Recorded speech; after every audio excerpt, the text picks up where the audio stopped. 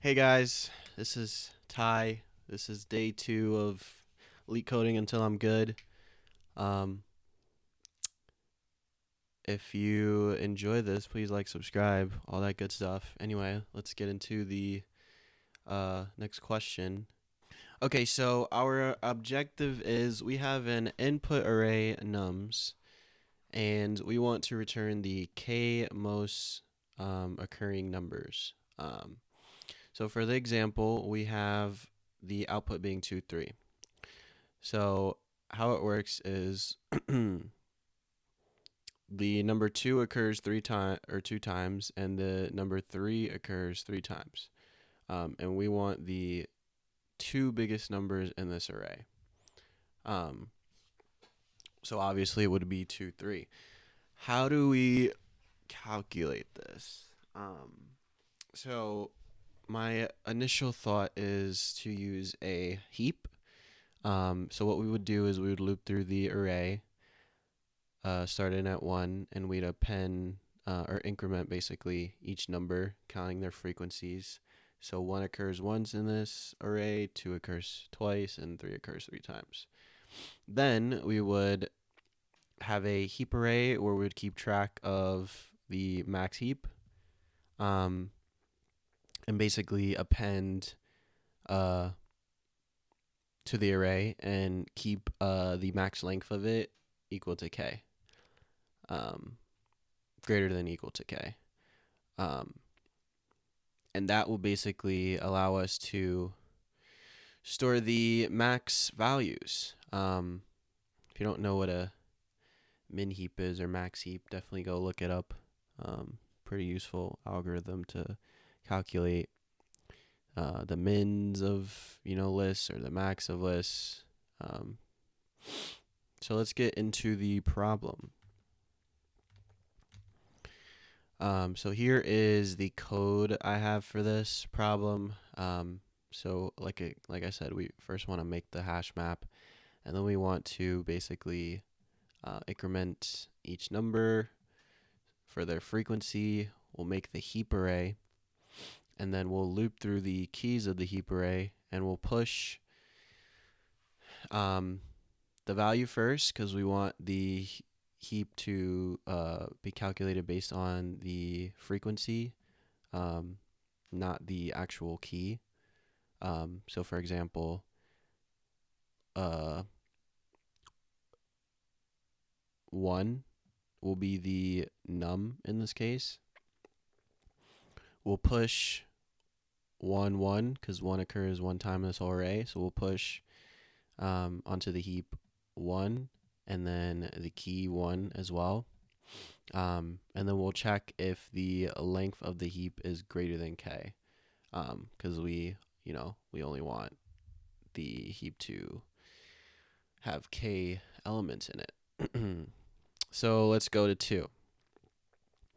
2 occurs twice, so 2, 2, 2. Next one, 3. 3 occurs 3 times. We'll put in the key 3. If the length of the heap is greater than k, well, now the length of the heap is 3. So we want to basically pop off the smallest element, which in this case would be 1 because 1 occurs twice, and we're storing the value. So now we'll get here, and we're just going to loop through the array and pop off each number from smallest to greatest, and that will basically give us our result array. We're taking the second of the, or second, because this is a tuple, we're taking the key instead of the actual value and putting it in our output. So let's run it. And it runs, and let's submit, and it works. I had a couple solutions earlier where I tried using a hash map, but I had a identical solution. So let's go to the next one. So let's get into the problem. We have an array of strings that we want to encode and decode. So we want to turn this array of strings into a single string. We want to then turn that single string back into this same array. So the way I am going to solve it is we are going to have a result string, and that result string will basically have three components. One, we're going to tell how long the next word is, and then we're going to have a delimiter, right? So let's start with neat. We're going to loop through the whole array. Let's start with neat. We're going to say neat is 4 characters long, and then we're going to have our delimiter, which is going to be a hashtag, and then we're going to write the word neat. Now we're going to basically do the same thing. So let's go to the next word. Let's do code. So code is 4 characters long, hashtag code. Love, 4 characters long, hashtag love. You, 3 characters long, hashtag you. Okay, so now that we have our resulting string, we want a way to decode it and get back to the original array. So we're going to use the components that we built to basically do that. So we're going to have 2 pointers. The arrow will be our pointers. Don't worry about this for now. So we are going to basically say, search through our string until we find a hashtag.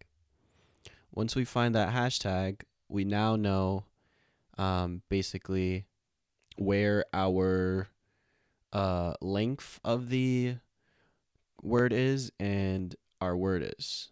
This, index basically is a separator between those two. So if I know how long the word is and I know where the word starts, this is where the word starts, this is how long the word is, I can essentially just loop through 4 times. So let's go 1, 2, 3, 4. So now we have this word neat. Let's say our current word is neat. And we're basically just going to append to this list the word neat. And now we're going to move our previous pointer there. And now we're going to do the same logic. We're going to say, so now I'm just going to go through the code. This is our encoding function. We take the length of the string or of the word that we're currently looping through, and we add it first, then we put our delimiter, and then we add the word. Very simple. And then our decoding function, we're going to create a resulting list that will return, and then we're just going to loop through like we did before. We're going to start at the first index and then loop until we find the hashtag. Once we get to that hashtag, we know that our length will be to the left of that hashtag. So I will originally be 0 and J will be 1. J is where our hashtag is. So now our length is basically going to say that it's going to be 4. We're going to start at 0 and go up to 1, non-inclusive. And then our I will be after J, basically. We want to start. That's where the first character of the word is. And so then we want to also take our J pointer and move it to the end, past the word, past our 4 characters. And then we want to basically just append the word. This will be, in our first example, this will be I is 2, and then J will be I plus length, and then our length is 4, I is 2, so J will be 6. So 2, 3, 4, 5, 6. This is the 6, and this is the second. So we're going to grab NEET. And then we just do that for each word. I will now get j, since j will be the next iteration of our loop. So let's run it. Accepted and submit. Cool. So here's our next problem. Product of array except self. Given an integer array nums, return an array output where output sub I is a product of all the elements of nums except num sub I. So basically what our problem is that we want to compute for each index the product of all numbers beside it. So for index 0, our product would be 48. Index 1, our product would be 24. Index 2, our product would be 12. And index 3, our product would be 8. Okay, so we're going to be defining a prefix array, meaning that we will define a 1 on the outer bounds of each side of the array, and we're just going to compute for each index the previous prefix times the previous nums. So let's start with index 0. So index 0, we're going to take the previous prefix. Right now there's nothing, so we'll assume that it's 1 as well, times the previous nums, which is 1. So that it will be our first previous, and then we'll go to 2. So let's draw an arrow. So now we're at 2. We want the previous prefix, which is 1, and then we want the previous nums, which is 1 as well. So we put 1, 1 there. We'll move our arrow. We're now at 4. We want the previous prefix, which is 1, times the previous nums, which is 2. So we get 1, 1, 2. And then we move our arrow and we take our previous prefix 2 times our previous nums 4, and we'll get 8. Okay, so now we're going to compute the suffix for each for this problem. Basically, we're going to do the same thing. We're going to pretend there's a 1 at the end of the suffix, and there's a 1 at the end of nums. So we're going to take the rightmost at index 6, which would be 1 for nums, times 1 for suffix, and we'll put a 1 here. Now we'll move our index over. Rightmost for nums is 6, times rightmost for suffix, which is 1. So we'll put a 6 here. Move our index over. Rightmost for suffix 6 times rightmost for nums 4. That'll be 24. And then we move over one last time. Rightmost for nums is 2 times rightmost for suffix is 24. That'll give us 48. We multiply these two arrays together. 1 times 48, 48. 1 times 24, 24. 2 times 6, 12. 8 times 1, 8. And that is how you solve the problem. So now if we get into the code, we want to instantiate our arrays to a fixed size. And then we want to check if we are at the first index. We'll give it a 1. Since that is basically what we're doing anyway when we started. We were just assigning it to 1, 1 here, 1 here. So now for the rest of them, we just want to compute in the prefix example the previous prefix and the previous nums. And then for our suffix, we are starting at the end of the array. We are decrementing by 1. And once again, we're checking if we are at the... And then we are just going to compute the suffix with the rightmost element and our suffix and the rightmost element in nums. And then at the end, we just compute the sum. Very simple. Let's run it. and submit. Cool. And then if we go to our solutions, Leetcode does it very optimally. This is the one I wanted to look at though. So he beats the base cases by just starting an index ahead in both scenarios. But other than that, the logic is exactly the same. Okay, next one. Valid Sudoku. You're given a 9x9 Sudoku board. A Sudoku board is valid if the following rules are followed. Each row must contain the digits 1 through 9 without duplicates. Each column must contain the digits 1 through 9 without duplicates. Each of the 9 3x3 sub boxes of the grid must contain the digits 1 through 9 without duplicates. Return true if the Sudoku board is valid, otherwise return false. Okay, so this one is definitely going to be challenging. I do not remember the trick for this one. Let's see, I did not submit this. So let's think about how we want to solve this. So the first thing that comes to mind is a set. We can loop through each index and then just append to a set.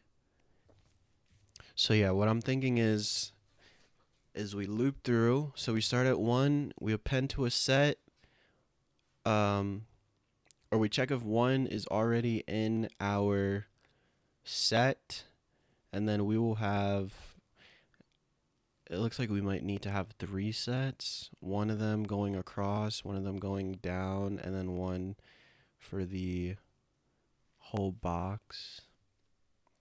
Okay, so here's what I'm thinking. I think I'll make a brute force method first. We'll have a set for going across and a set for going down. And we'll need a third one for our box, but we'll figure that out later. But we'll basically just check the beginning of the rows and columns and see if the number that we're at is already present. In most cases, it will not be. But if it is present, then we return false. Otherwise, we keep going. So let's make a variable called sets. Okay, so I had to modify the set syntax, but this is how it is going to work. So now we're going to loop through each cell and basically do the lookups. So if cell is in the sets sub, you know what, I need the index. So you want to say if board sub I sub j is in sets sub I will give us the row. I went ahead and looked at the solution, and it's pretty elegant. So the way we do it is I'm making m times n, which is the size of the board, amount of sets, which is not what I wanted. I only wanted a set for the row and column. So max there would be 9 rows of sets, and then max 9 columns of sets. But this is making literally the same size as the board. So the correct syntax for that would be, now this is how you calculate the squares. Since there's 3 cells in each square, you can always find the square you're in by dividing by 3. So if we take this middle, for example, 1, this would be row 1, column 1, divide that by 3, you'd get square 0, 0, which would be 0, 0, this box right here. So let's say for like this 2, this would be 2, 3, 4, 5, 6, 7, row 7, or 1, 2, 3, 4, 5, 6, 7. Yeah, this would be row 7, 7, column 7. So 7 divided by 3 would give you 2, and same for the column. So let's go 1, 2, 1, 2. That will give you square 2.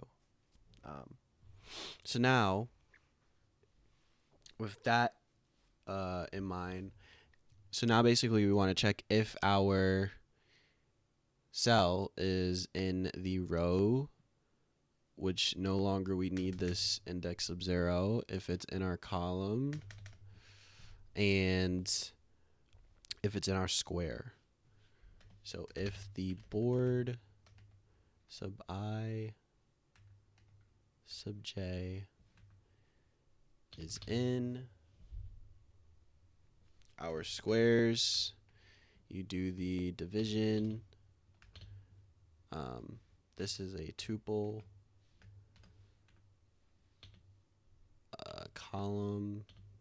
We also want to return false. And then now we need to basically just add to our board.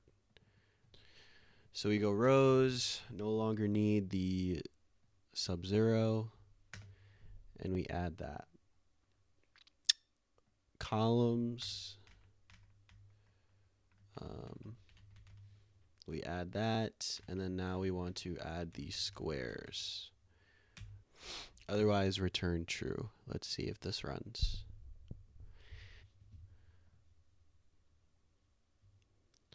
Okay. And we forgot our base case, which is to check if the board sub I is equal to a dot. Then we want to just continue. Run it. Submit it. Yeah, that question, not really tricky, just syntactically I didn't have it the way I wanted. But now we're learning. So, given an array of integer nums, return the length of the longest consecutive sequence of elements that can be formed. A consecutive sequence is a sequence of elements in which each element is exactly one greater than the previous element. The elements do not have to be consecutive in their original array. You must write an algorithm that runs in big O of n. Okay. Oh, okay, I see. So 2, 3, 4, 5. This one would be 0, 1, 2, 3, 4, 5, 6. So 7 would be the length. Okay. So sometimes I think about the data structures that I'm supposed to be using first.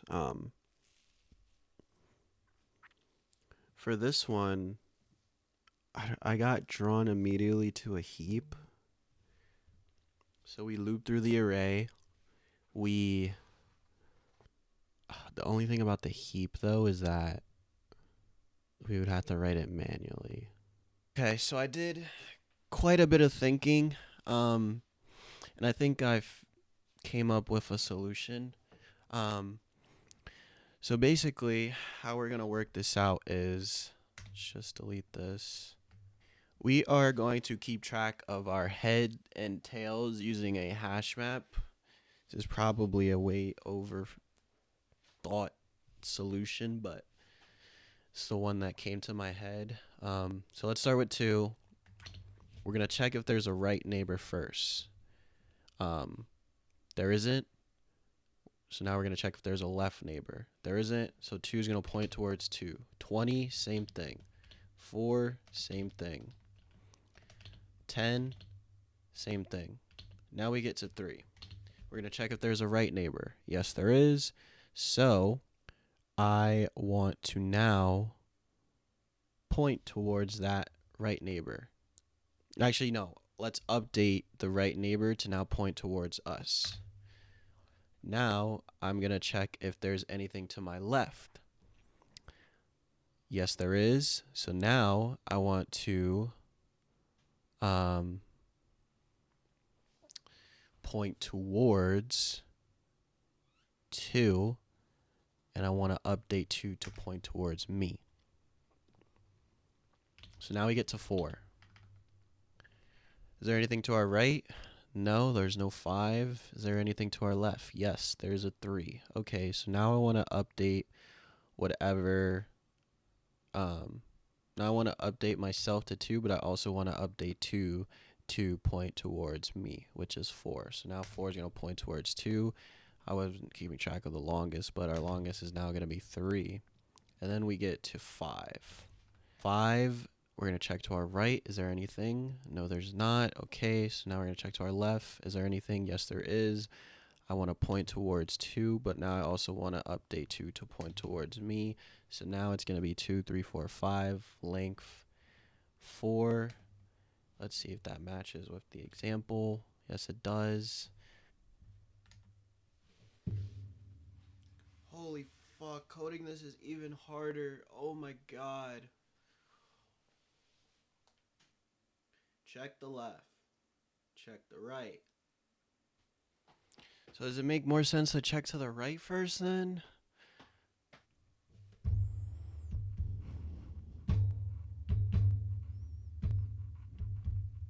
So this is the solution that I wasn't able to get to with the logic that I had for, this method I was using. I couldn't quite put it into coding words, but Decode kind of had it. So this was a fail, but I was definitely close. So I'll take that. And